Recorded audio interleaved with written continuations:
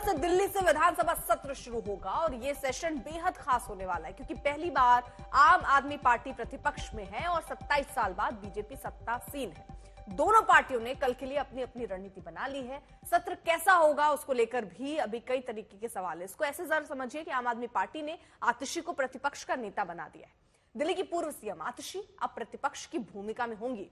अब मुख्यमंत्री भी महिला है और सीएम भी महिला है और दिल्ली में आप देखिए जो विपक्ष का नेता होगा प्रतिपक्ष वो भी महिला ही होने वाला है।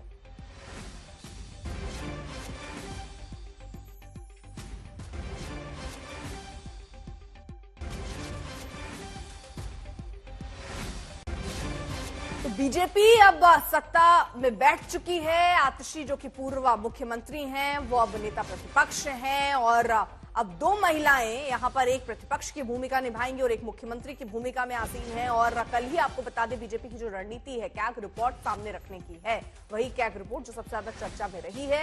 अब फिलहाल नजर दिल्ली पर होगी कि आखिरकार कैसे बीजेपी अपने एक एक वादों को पूरा करती है और आम आदमी पार्टी की क्या भूमिका रहती है। आतिशी ने क्या कहा वो आपको सुनवाते हैं। दिल्ली के लोगों ने आम आदमी पार्टी को विपक्ष की भूमिका में चुना है, विपक्ष की भूमिका दी है। और एक मजबूत विपक्ष क्या होता है, जनता की आवाज असेंबली के अंदर कैसे उठाता है, ये आम आदमी पार्टी पूरी तरह से जिम्मेदारी को निभाएगी। भारतीय जनता पार्टी ने दिल्ली के लोगों को कई वादे किए और उन वादों के आधार पर दिल्ली के लोगों ने भारतीय जनता पार्टी को जनादेश दिया। एक विपक्ष के तौर पे ये हमारी जिम्मेदारी रहेगी कि जो जो वादे भारतीय जनता पार्टी ने किए उन वादों को पूरा आम आदमी पार्टी विपक्ष के रूप में करवाएगी। तो फिलहाल विपक्ष की भूमिका के लिए अब तैयारी कर ली है आम आदमी पार्टी ने, लेकिन वो बहुत सारे ऐसे मुद्दे हैं जिस पर घेरने की कोशिश होगी। लेकिन अब बीजेपी ने भी अपनी रणनीति तय कर ली है।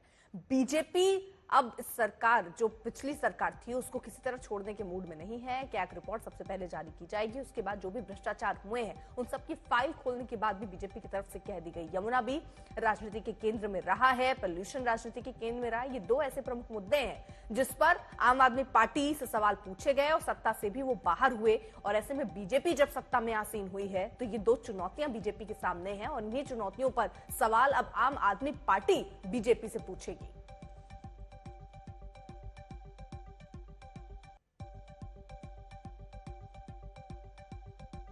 152 दिन मुख्यमंत्री का कार्यकाल उन्होंने संभाला।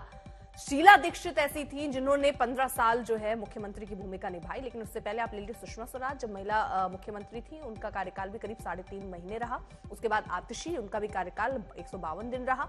और अब रेखा गुप्ता जब मुख्यमंत्री दिल्ली की बनी है तो 5 साल तो कम से कम इनका कार्यकाल दिख ही रहा है सामने।